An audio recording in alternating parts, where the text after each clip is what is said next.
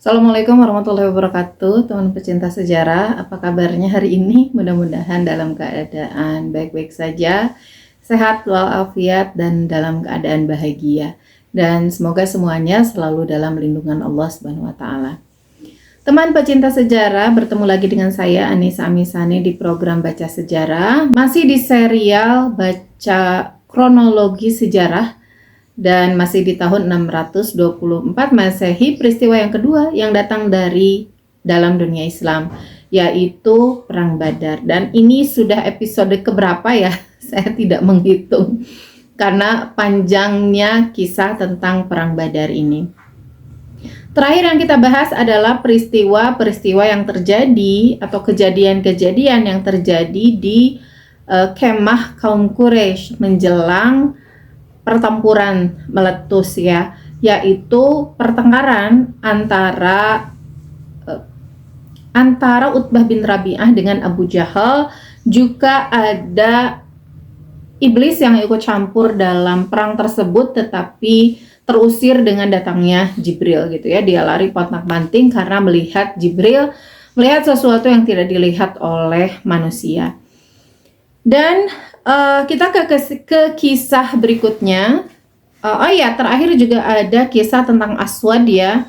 Aswad bin Abdul Asad al-Makhzumi, yang dia ingin merusak sumur yang dibuat oleh kaum muslimin untuk persediaan air, bukan sumur sih, kolam, dan keburu dipanah oleh Hamzah bin Abdul Muthalib sehingga dia tewas di tempat tersebut. Selanjutnya, sebagaimana biasa bagi bangsa Arab umumnya, terutama bagi bangsa Quraisy, apabila hendak berperang, maka di antara jawara-jawaranya terlebih dahulu harus bertanding dan beradu kekuatan dengan jawara-jawara musuhnya, seorang lawan seorang. Maka dari itu, sebelum terjadi pertempuran dan peperangan, kepala tentara Quraisy meminta dan menantang dengan sombong kepada Nabi Shallallahu Alaihi Wasallam supaya Nabi mengeluarkan 3 orang dari jawara tentaranya untuk bertanding dan beradu kekuatan dengan jawara-jawara tentara Quraisy. Ia akan mengeluarkan 3 orang jawara dan tentara Islam supaya mengeluarkan 3 orang jawara juga. Jadi orang Quraisy itu akan mengeluarkan 3 jawara dan meminta juga kaum muslimin untuk mengeluarkan 3 jawara mereka. Dan ini hal yang dimaklumi ya oleh orang-orang pada masa itu. Ketika akan terjadi peperangan, itu diawali dengan tanding dulu 1 lawan 1, dan pada saat itu orang Quraisy mengeluarkan 3 orang dan meminta kaum muslimin juga mengeluarkan 3 orang gitu, supaya 3 orang itu bertanding 1 lawan 1.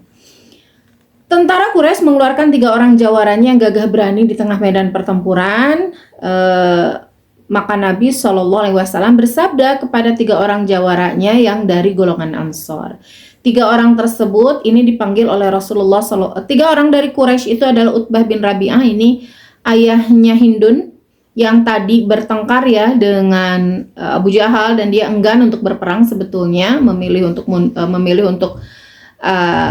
merubah pendapatnya karena yang dilawannya adalah saudara-saudara sendiri sesama Quraisy gitu. Tetapi timbullah pertengkaran dengan Abu Jahal, dan suaranya kalah dibanding, maksudnya yang memihak Abu Jahal itu lebih banyak, sehingga kesimpulan keputusan yang diambil adalah tetap berperang ya, karena sudah berhadapan juga sih, mereka sudah berhadapan dengan kaum muslimin. Rasanya untuk kembali mundur itu memang akan dianggap sebagai tindakan pengecut ya. Dan Utbah ini menjadi salah satu orang yang dimajukan oleh kaum musyrikin Quraisy. Setelah Utbah bin Rabi'ah ada saudara laki-lakinya, yaitu Syaibah bin Rabi'ah. Ini adalah saudara laki-laki dari Utbah bin Rabi'ah, berarti juga adalah paman dari Hindun binti Utbah. Kenapa saya terus-menerus menyebut nama Hindun binti Utbah? Karena inilah awal mula dendam dia nanti yang akan dia bawa di perang Uhud. Jawara yang terakhir dari Quraisy adalah anak dari Utbah bin Rabi'ah. Jadi ini satu keluarga ya, yaitu Walid bin Utbah atau kakaknya Hindun. kakaknya Hindun binti Utbah. Jadi bagaimana nanti hal ini membuat Hindun sangat-sangat merasa terlukai. Sementara dari kalangan Islam, Rasulullah Shallallahu Alaihi Wasallam memanggil Aus ibnul Harith, Muaz bin Harith, dan Abdullah bin Rawahah. Sesudah ketiga jawara tentara Islam itu keluar dan berada di tengah medan peperangan, ditanya oleh orang Quraisy itu yang 3 orang tadi, "Siapakah kamu dan dari keturunan siapakah kamu?" Ketiga sahabat itu menjawab, "Kami dari golongan Ansor dan dari Madinah." Mereka menyebutkan namanya satu persatu ya. Lalu orang-orang Quraisy yang tadi bertiga itu, Utbah bin Rabi'ah, Syaibah bin Rabi'ah, dan Walid bin Utbah itu menolak dengan ejekan. "Bukan sepatutnya kalau kami bertanding dengan kalian, karena kalian bukan dari bangsa kami. Percuma kalau kalian bertanding dengan kita." Mereka lalu berteriak meminta kepada Nabi SAW, "Ya Muhammad, keluarkanlah 3 orang dari golongan kami," maksudnya Quraisy, "dan dari keturunan Hashim." Oleh sebab itu, Nabi SAW menyuruh ketiga orang Ansor tadi supaya mengundurkan diri dan menyuruh 3 orang sahabatnya dari golongan bangsa Quraisy serta dari Bani Hashim, yaitu Hamzah bin Abdul Muthalib, Ali bin Abi Thalib, dan Ubaidah bin Harith untuk maju. Ini juga satu keluarga dengan Rasulullah SAW ya. Hamzah bin Abdul Muthalib adalah paman dari Rasulullah SAW. Ali bin Abi Thalib adalah saudara sepupu Rasulullah SAW. Demikian juga Ubaidah bin Harith. Ubaidah bin Harith ini, Harith adalah kakak tertua dari Abdullah. Dan Harith inilah yang ikut dengan Abdul Muthalib dengan ayahnya menggali sumur Zam-Zam. Jadi ini orang yang cukup penting ya, Harith itu di kalangan orang-orang Quraisy. Dan putranya yaitu Ubaidah bin Harith termasuk orang yang pertama awal-awal masuk Islam, termasuk As-Sabiqun al-Awwalun, dan juga termasuk hebat dalam peperangan. Sehingga 3 orang inilah yang diminta oleh Rasulullah untuk maju. Hamzah, Ali, dan Ubaidah seketika itu juga berdiri dengan tegak lalu keluar dari tempatnya masing-masing dan menuju ke tengah medan pertempuran. Kemudian mendekati jawara-jawara Quraisy yang sombong itu. Jadi saling berhadapan dengan 3 orang dari keluarga Rabi'ah ya. Setelah masing-masing berdekatan dan berhadapan muka, lalu mereka berkata dengan cara yang sangat sombong. Ini bukan tidak mengenal ya, tetapi ini adalah psy war atau perang psikologis ya. Mereka bertanya, "Siapa kamu?" "Saya Ubaidah bin Harith." Atau mungkin bisa jadi karena posisinya juga tidak dalam keadaan perang tertutup gitu ya. Ubaidah menjawab, "Saya Ubaidah bin Harith." Hamzah menjawab, "Saya Hamzah putra Abdul Muthalib."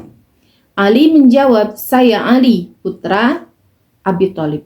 Lalu mereka berkata, "Iya baiklah, memang sudah sepatutnya kalau kami bertanding dengan kalian. Kami dari Quraisy dan kalian juga dari Quraisy." Ini adalah kesombongan seorang Quraisy ya, dia merasa suku dia itu lebih mulia dibanding yang lain sehingga dia hanya mau berperang. Enggak. Sehingga dia hanya mau berperang dengan orang Quraisy kembali gitu, orang Quraisy sendiri. Dia tidak menerima bertanding dengan orang Ansor karena merasa tidak sepadan gitu.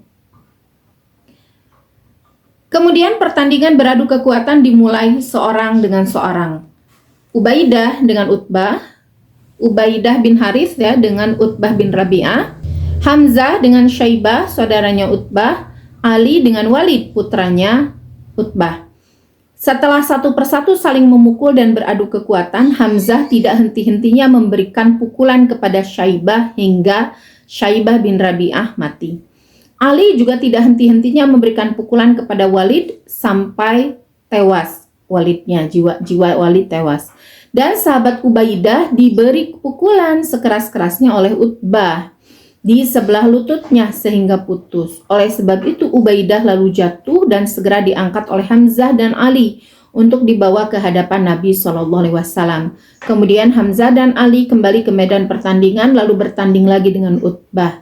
Dengan sekejap saja Utbah dapat terpukul oleh Ali sampai menghembuskan nafasnya dengan sengsara. Setelah Ubaidah berada di hadapan Nabi SAW, beliau memerintahkan supaya Ubaidah dibaringkan di atas tikar beliau. Setelah terlentang di atas tikar, Ubaidah berkata, "Tidakkah ini mati syahid ya Rasulullah? Alastu syahidan ya Rasulullah?" Nabi SAW berkata, "Asyhadu annaka syahidan." Sesungguhnya saya menyaksikan bahwa engkau itu syahid. Seketika itu juga wafatlah Ubaidah. Wafatlah Ubaidah dengan perasaan yang gembira.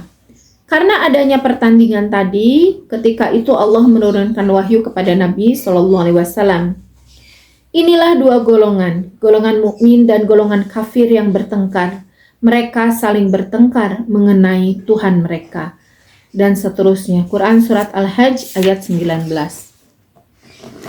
Jadi dalam pertandingan tadi tentara Quraisy kehilangan 3 orang jawaranya sekaligus dan tentara Islam kehilangan seorang jawaranya. Kejadian ini menjadi suatu tanda bahwa dalam peperangan nanti kemenangan akan didapat oleh kaum muslimin. Dan ya itulah perang tanding antara 3 orang jawara dari Quraisy, musyrikin ya, dan jawara muslimin juga dari Quraisy. Ini menjadi luka yang sangat mendalam bagi Hindun, istrinya Abu Sufyan, karena ayah, paman, dan saudaranya itu mati di tangan Hamzah dan Ali. Makanya nanti ketika di perang Uhud ini menjadi dasar ya dia untuk mencari-cari Hamzah. Saya tidak tahu kenapa dia tidak mencari Ali juga ya. Tapi dia mencari-cari Hamzah untuk membalaskan rasa sakit hatinya yang terjadi di perang Badar karena atas dasar kejadian ini. Kemudian yang unik dari peristiwa ini adalah bagaimana Rasulullah SAW itu dari kalangan ketika diminta orang Quraisy itu yang beliau keluarkan adalah saudara-saudara beliau sendiri gitu. Jadi bukan orang-orang jauh, bukan orang-orang yang nggak kenal, yang beliau tidak kenal, maksudnya pasti kenal lah, tetapi memang dari keturunan yang sangat dekat darahnya dengan Rasulullah SAW. Hamzah pamannya, kemudian 2 saudara sepupunya, sehingga beliau dengan ya secara kemanusiaan pasti sedih ya kehilangan 1 orang sahabat dari garis keluarganya yang sangat dekat, yaitu Ubaidah bin Harits. Karena itulah Ubaidah bin Harits ini meskipun beliau ini sahabat yang cukup penting ya, tetapi memang karena wafat lebih awal sehingga tidak menggoreskan sejarah panjang dibanding dengan sahabat-sahabat lainnya, karena beliau memang wafat di awal-awal tahun Hijriah. Judul berikutnya di halaman 20 masih di buku kelengkapan tarikh Nabi Muhammad SAW. Pertempuran tentara Quraisy dengan tentara Islam. Setelah selesai pertandingan, Nabi SAW keluar dari tempatnya untuk mengatur barisan tentaranya sampai menjadi peringatan sambil memberi peringatan tentang bagaimana melepaskan anak panah kepada musuh dan sebagainya. Diriwayatkan bahwa Nabi SAW ketika mengatur barisan memberikan pukulan dengan tongkat kepada seorang sahabat yang bernama Sawad bin Ghaziyah dari kalangan Ansar. Karena waktu Nabi mengatur, ia mengobrol dengan kawannya sambil keluar dari barisan yang tengah diatur rapi.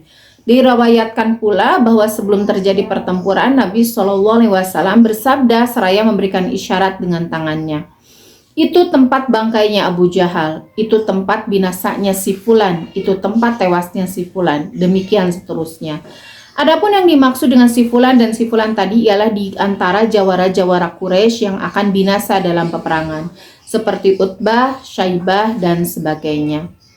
Jadi Rasulullah itu sudah mendapatkan wahyu ya, mendapatkan pandangan kenabian lah bahwa ada dibukakanlah masa depan oleh Allah kepada Rasulullah, lokasi-lokasi di mana tempat terbunuhnya orang-orang penting dari kalangan musyrikin Quraisy.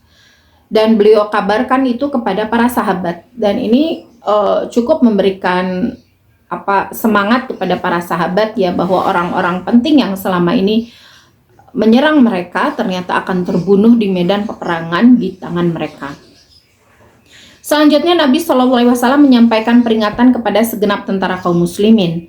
Hai manusia, janganlah kamu mencita-citakan hendak bertempur dengan musuh, dan mohonlah keselamatan kepada Allah. Akan tetapi, jika kamu bertemu dengan musuh, hendaklah kamu bertahan. Maksudnya berani bertempur dengan musuh.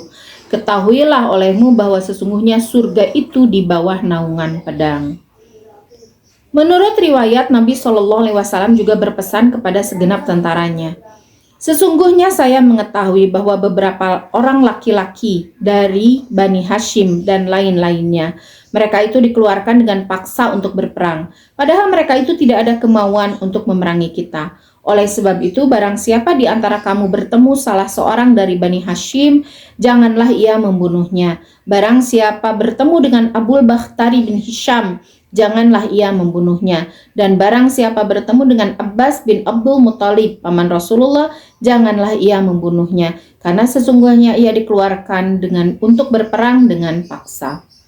Jadi memang ada orang-orang yang secara jelas ya, Rasulullah SAW minta para sahabat untuk melindunginya atau menghindar dari orang tersebut. Ada dua orang yang disebut oleh Rasulullah karena ini mereka keluar berperang karena terpaksa. Seperti Abu Bakhtari bin Hisham dari keluarga Quraisy, tapi beliau ini baik terhadap keluarga Hashim dan termasuk orang yang selalu disebut-sebut ya, karena memang tidak memerangi kepada kaum Quraisy, kepada kaum muslimin, dan bahkan merobek perjanjian. Salah seorang ya yang merobek perjanjian pemboikotan terhadap Bani Hashim dan Bani Abdul Muthalib.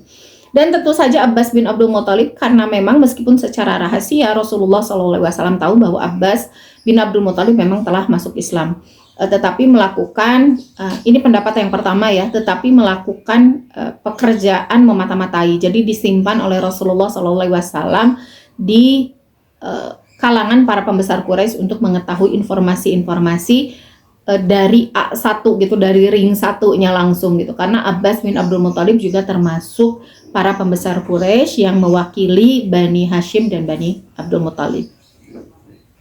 Tetapi tentu saja tidak semua orang ya, yang namanya sahabat juga manusia ya. Ada seorang sahabat setelah menerima pesan dari Rasulullah itu, mendengar pesan dari Rasulullah itu, ada seorang sahabat yang bernama Abu Huzaifah bertanya, "Ya Rasulullah, mengapa begitu? Tidakkah engkau telah menyuruh kami supaya membunuh ketua-ketua kami, orang-orang tua kami, anak-anak kami, saudara-saudara kami, dan kawan-kawan kami yang masih dalam kemusyrikan? Tetapi engkau melarang kami membunuh Abbas." Abbas ini paman Rasulullah SAW, yang tentu saja tentu saja orang dekat gitu ya. Sementara kami disuruh membunuh orang dekat kami juga gitu. Bukankah ia dari kaum musyrikin juga? Demi Allah, jika saya bertemu dengan dia, tentu akan saya potong dengan pedang ini.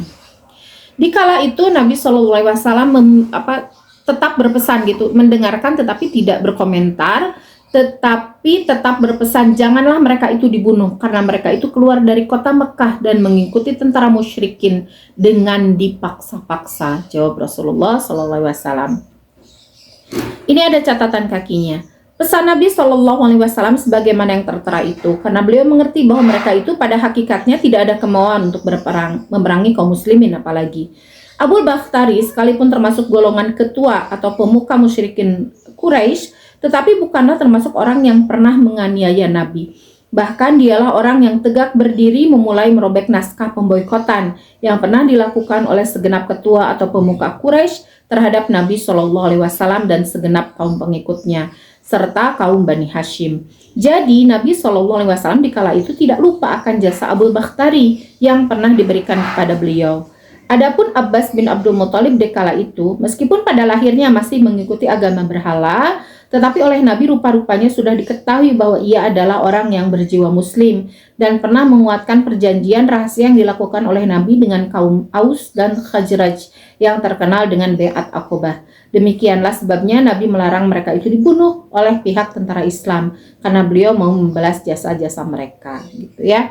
Tetapi para ahli sejarah juga banyak yang berpendapat seperti yang saya utarakan tadi, bukan sekedar membalas jasa, tetapi memang Abbas bin Abdul Muthalib ini secara zahir memang dia belum masuk Islam dan masih menjadi pengikut agama berhala, tetapi pada hakikatnya dia memang menyembunyikan keislamannya untuk untuk sebuah misi tertentu yang sangat-sangat penting.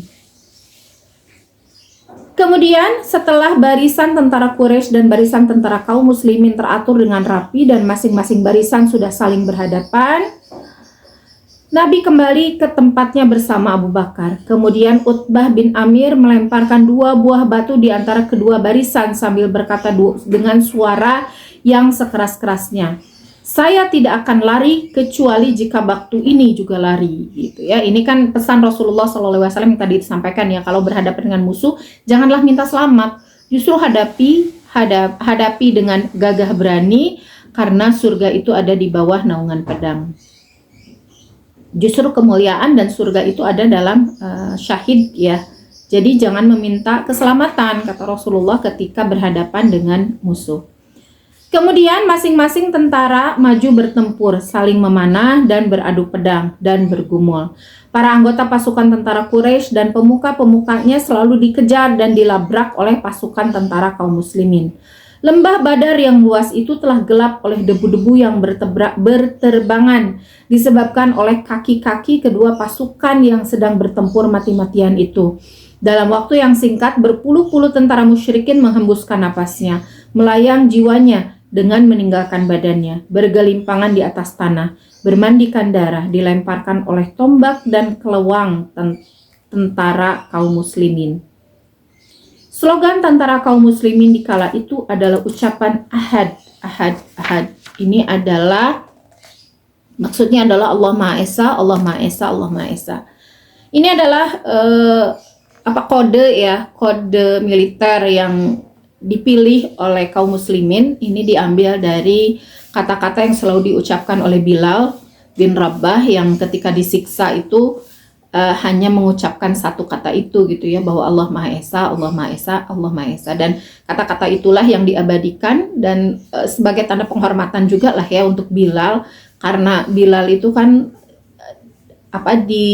dianiaya paling keras ya, diantaranya gitu, Bilal yang dianiaya paling keras oleh kaum musyrikin Quraisy yang pada saat itu orang yang menyiksa Bilal juga ada di hadapan mereka dan berperang bersama mereka, sehingga ini menjadikan spirit yang luar biasa, spirit perlawanan dari kaum muslimin. Dari jauh dari kemah, Nabi SAW senantiasa mengamati dan mengawasi gerak-gerik tentara kaum muslimin yang sedang bertempur dan melabrak tentara kaum Quraisy. Beliau dikawal oleh Abu Bakar dan Sa'ad bin Mu'az radhiyallahu anhum dan dengan pedang yang terhunus. Keduanya berdiri tegak di muka pintu Arash atau kemah Nabi. Di kala itu beliau tidak ada berhentinya mengucapkan doa. Ya Allah, sempurnakanlah kepadaku segala apa yang telah Engkau janjikan kepadaku. Ya Allah, berikanlah apa-apa yang telah Engkau janjikan kepadaku. Ya Allah, jika Engkau membinasakan pasukan itu dari tentara Islam, tentulah Engkau tidak akan disembah di muka bumi ini. Demikianlah doa Nabi SAW kepada Allah di kala itu, yang berarti bahwa jika Allah mengalahkan pasukan tentara kaum muslimin pada hari itu, niscaya Allah tidak akan disembah oleh umat manusia di muka bumi ini. Seketika itu juga dengan tidak ada suatu sebab apapun, jatuhlah Nabi SAW dengan mendadak, seperti orang yang pingsan, seperti orang yang sedang ketakutan, tubuhnya gemetar dan kedinginan. Tetapi tidak beberapa menit kemudian, bangunlah beliau dengan tegak lalu bersabda kepada Abu Bakar, "Gembiralah wahai Abu Bakar, telah datang pertolongan Allah kepada engkau." Itulah malaikat Jibril memegang kendali kuda yang ia tuntun di atas hamburan debu. Diriwayatkan bahwa waktu itu Abu Jahal sebagai kepala perang pasukan musyrikin Quraisy berdoa kepada Tuhan, Ya Tuhan, siapakah orang yang lebih cinta kepada Engkau dan yang lebih ridho pada sisi Engkau? Maka berilah pertolongan kepada kami ya Tuhan. Kamilah yang terutama membela kebenaran, maka berilah pertolongan kepada kami. Ya Tuhan, agama kami yang lama dan Muhammad yang baru. Ya Allah, tolonglah oleh-Mu di antara kedua agama itu yang paling baik. Jadi Abu Jahal tentu sudah mengenal Allah ya, hanya dia menyembahnya itu melewati perantara yaitu berhala. Demikianlah kelakuan Abu Jahal, dia merasa lebih cinta dan lebih rela kepada Allah dan ia merasa di dalam kebenaran. Maka ia sangat berani mengajukan permohonan kepada Allah. Dia menganggap bahwa agamanya, agama yang menyembah berhala itulah yang benar dan agama yang dibawa oleh Nabi SAW dipandangnya agama baru. Dia tidak mengerti bahwa doanya itu laksana senjata tajam yang menikam tuan. Bahkan diriwayatkan pula bahwa dikala akan terjadi pertempuran sengit antara tentara kaum muslimin dan tentara kaum musyrikin, Abu Jahal berdoa kepada Allah, "Ya Allah, siapa di antara kami dua golongan yang lebih memutus tali perhubungan darah, memecah persatuan bangsa dan yang telah mendatangkan barang yang tidak dikenal oleh kita, maka binasalah ia esok pagi." Abu Jahal berdoa seperti itu dengan tujuan memohon kemenangan untuk dirinya dan segenap tentaranya. Dan yang dikehendaki dari kata-kata yang terkandung dalam doanya itu ialah Nabi SAW. Karena Nabi SAW semenjak menyampaikan dakwahnya kepada kaum musyrikin Quraisy di Mekah telah dipandang dan dituduh sebagai orang yang telah memutus tali perhubungan darah, memecah belah persatuan dan kesatuan bangsa Quraisy, mendatangkan agama baru yang tidak dikenal oleh mereka, dan sebagainya. Ini yang lucu dari Abu Jahal ya, dia sudah tahu kebenaran tetapi dia mengingkarinya dan mencari pembenaran bahwa apa yang dia lakukan adalah benar, bahwa apa yang dia pilih yaitu agama lama adalah benar. Dia mencari pembenaran dari tentang pemutus tali silaturahmi, kemudian bahwa yang mencetuskan perang ini sebenarnya Nabi Muhammad SAW karena dia yang memecah belah bangsa dan sebagainya. Dia mencari pembenaran untuk alasan pengingkaran dia terhadap keimanan kepada Allah Subhanahu wa taala dan pengakuan kepada Rasulullah SAW bahwa Rasulullah adalah seorang utusan Allah Subhanahu wa taala. Ya, demikian untuk hari ini teman pecinta sejarah. Hanya 2 lembar ya yang dibaca, tetapi mudah-mudahan manfaatnya sangat banyak dan ibrohnya juga bisa kita ambil sebanyak-banyaknya. Kisahnya berbeda, waktunya berbeda, tetapi saya yakin banyak ibroh yang kita dapatkan untuk bekal kehidupan kita di masa sekarang. Terima kasih sudah menyimak. Mohon maaf atas segala kesalahan. Insya Allah bertemu lagi di video berikutnya. Wassalamualaikum warahmatullahi wabarakatuh.